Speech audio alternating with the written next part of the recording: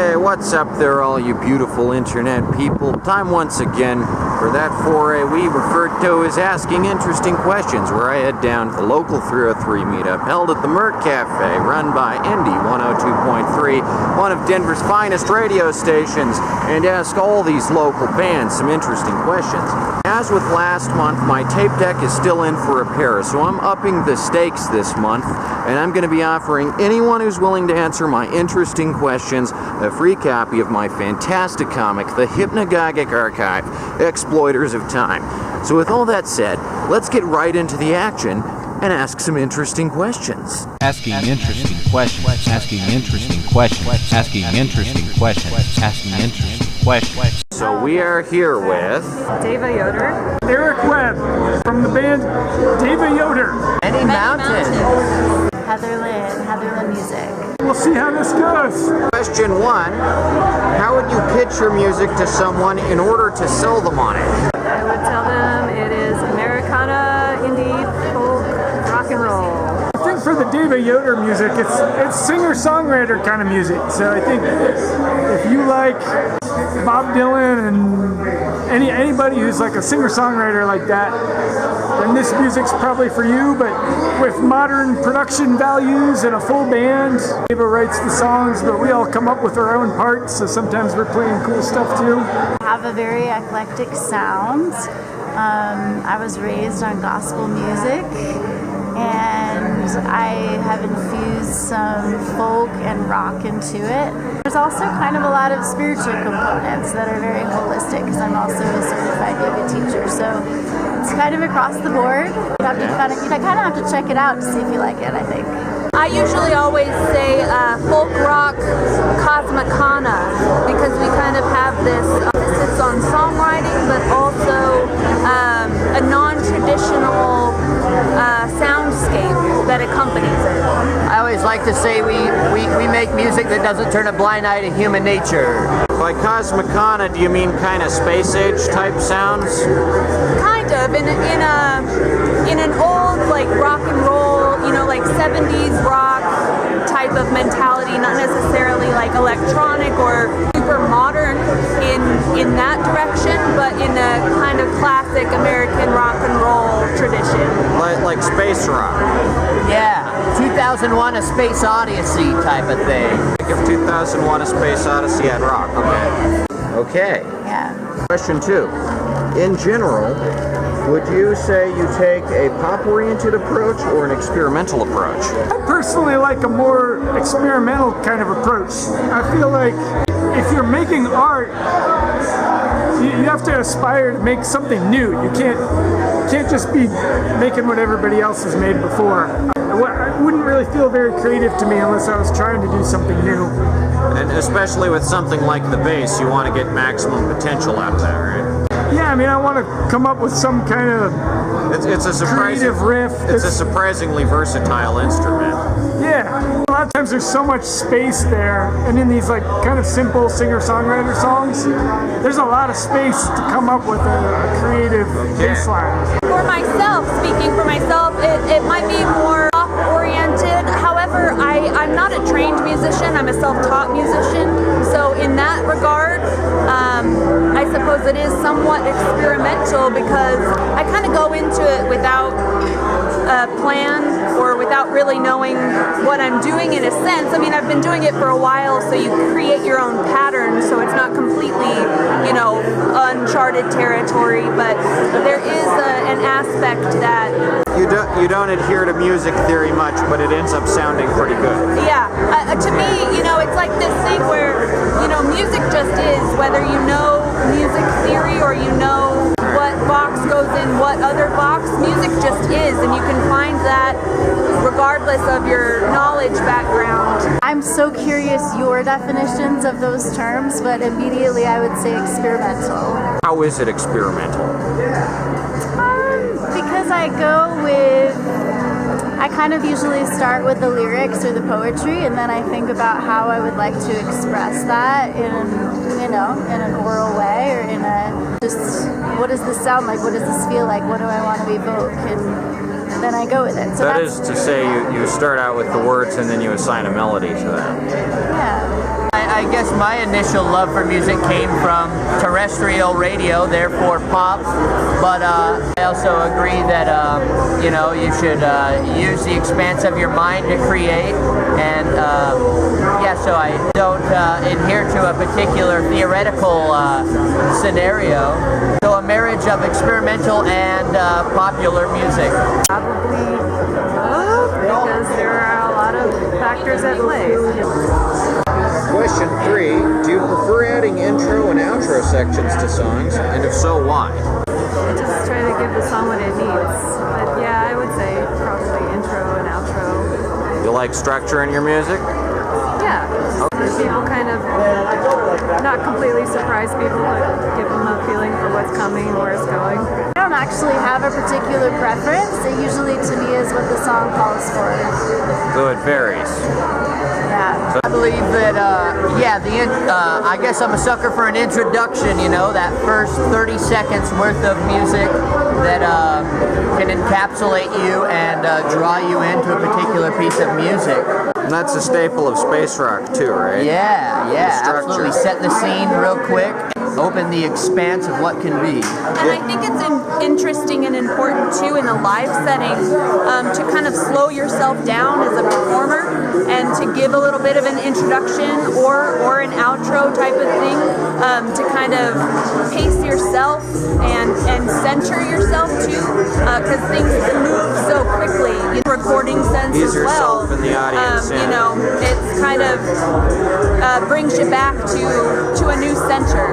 Have either of you ever heard a Magma album? Magma? No, never. You should listen to that if you're into space. I will. I like intro and outro sections, but I didn't write our songs, so I don't know if that applies to me so much. I like when the songs have them, because that's a chance to do something that's more instrument forward, Right. during a verse or a chorus, I can't be playing too many notes because that distracts from the words. That's kind of the main focus of the song. But yeah, in an intro or an outro, you can have something more instrumental. I'll hold the mic. Yeah, you can hold it. Question 4. Have you dealt with any technical issues during the recording process? And if so, how have you addressed them? I don't know about anything so much like that. Sometimes there's... Yeah, I think with this last record, it really went pretty smoothly as far as like equipment goes. Sometimes you have to kind of write new things on the fly in the studio. And I think most bands, it would be good if you had a totally finished product when you go to record, but a lot of bands in the studio, maybe the drummer comes up with a new part, and then the bass part that you were playing doesn't go with it anymore, so you gotta come up with something new. So we had some of that on this record. What's the new record called? Be Well. Be Well. That's right, yeah. Yeah, coming out on May 12th. Technical issues? Like sound glitches, problems in the studio. No, I have a really good engineer. You have a really good engineer. Okay. That's your department. Yeah, it's a constant state of becoming with learning. We record ourselves at our home, and it's a constant state of becoming as a producer and an engineer in regards to music. Learning how frequencies work and low end and megahertz and all that stuff. More reverb, the better. More reverb and delay, the better. If it sounds funky, put a little more reverb on it. I mean, technical issues seem to be a kind of a part of life. I don't know that I can think of anything worth speaking to though at the moment, to be honest with you. You don't really dabble in like sound engineering or that field too much. I don't personally know. You kind of just entrust that to someone else. Yeah. Question 5. How do you believe the rise of streaming has impacted your career? I'm not really sure. I think I have really mixed feelings about streaming, and also I know it's part of our reality, so it is what it is. I'm always grateful for people who come across my music that way. Gives you opportunity? So, sure. Yeah. But there's some pros and cons, I would say. Yeah, so like for example, someone who's been following my music for probably 15 years or so recently reached out to me and said that he finally got a Spotify subscription, so he like downloaded my music from Spotify, and he was curious if I benefited from that at all, and he hoped so. I of course was like, I'm so grateful you're still keeping up with my music. I'm so grateful that you wanted to download it. So grateful that you were in touch with me. And also the reality is like I don't see really anything from that download, you know. So the best way to support an artist like me is to be a patron on Patreon or to download my music from my Bandcamp. Or go to your live shows. Or go to my live shows. Okay. You know, it's interesting in a sense of we like to make full albums, you know, kind of a beginning and an end. And in this day of streaming, people like bite-sized things, you know, something that they can add to a playlist or something that they can devour in short little bites. So I think it's interesting to consider what is important to you and how you like to express yourself and your art as like a full, you know, piece, but then also understanding how the rest of the community works, you know, because it also is something that you're sharing with people. It's not just a personal thing as far as solely creating for yourself. You're creating so you can share and impact and have a connection with other people. So it is kind of this balancing act between what do you like, but also how can you connect with the people that you're trying to connect with. Streaming and, you know, kind of those fly-by-night type of things, that it's an interesting thing to try to work with in your art. It's all pervasive now, so it's impacting everybody. So I'm not sure if I know how to say how, because it is what it is. The universal phenomenon. Yeah. I think for us it's probably beneficial because it's very easy for people to find our music. You know, I can just tell our friends, just search for that band's name, our band's name on Spotify. Accessibility. Very, very accessible. Maybe it also quantifies everything really easily, so you know you can see how many people are listening to your music and where they are. Nice. I've been noticing to be a successful band, you have to be good and you have to do all this hustling. I guess that's good that, you know, you kind of have to work for everything, but you know, I know some people who are terrific musicians that just aren't good marketers. Right. And I think it's kind of a shame that they're never going to make it big just because they're not great at all this marketing. So, you know, maybe that's kind of a drawback that you have to be jumping through all these hoops. But overall, you like the accessibility of it. Yeah, mostly. I'm pro streaming. You know, we are home produced. We are a home-produced band, and if it weren't for the ability to connect with people via the internet and to stream it to realms that we would have never fathomed or we've never visited tangibly, we wouldn't be able to spread our music as far as we have. And yes, the digital wilderness is vast and fun to explore. Yeah, and it's nice that it's accessible to everyone. You know, anyone can pick up, record, and hit send, and it's out there. I keep hearing that the album is dead, but some genres need albums, you know. Absolutely. And sometimes it can be very therapeutic to record a bunch of songs in one go. 100%. Yes, absolutely. Okay. Anything else you'd like to say? I think we're good. Deva Yoder. Yes. Okay. Here's your free comic. Here's your free comics. Oh, thank you. Yeah. You can both have one. I saw this on the bar and I was like, what is it? Thank you so much. Those are some fantastic answers. Here's your free comic. Thank you. There you go. That's Enjoy. awesome. Here's your free comic.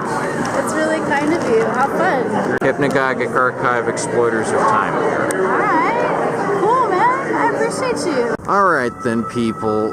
What'd I tell you? Can Denver freaking rock out or what? Like, we just got so much music here. It's actually kind of insane. and it just never fails to surprise me, just like how many bands just keep popping out of the woodwork. It's like just this endless cornucopia or fountain of talent or something. It's absolutely wild, and I just can't get enough. I'm a gosh dang music addict at this point. Anyway, that's it from Asking Interesting Questions, your favorite Denver-based, music-themed, exciting, informative web show where industry insiders share their talents. As always, links to my favorite songs from all these groups are in the description. So if you like what you heard, if you think they have something to share with the world, go check them out down below. And as always, thank you for watching. Spow. Asking interesting questions. Asking interesting questions. Asking interesting questions. Asking interesting questions. That's really interesting.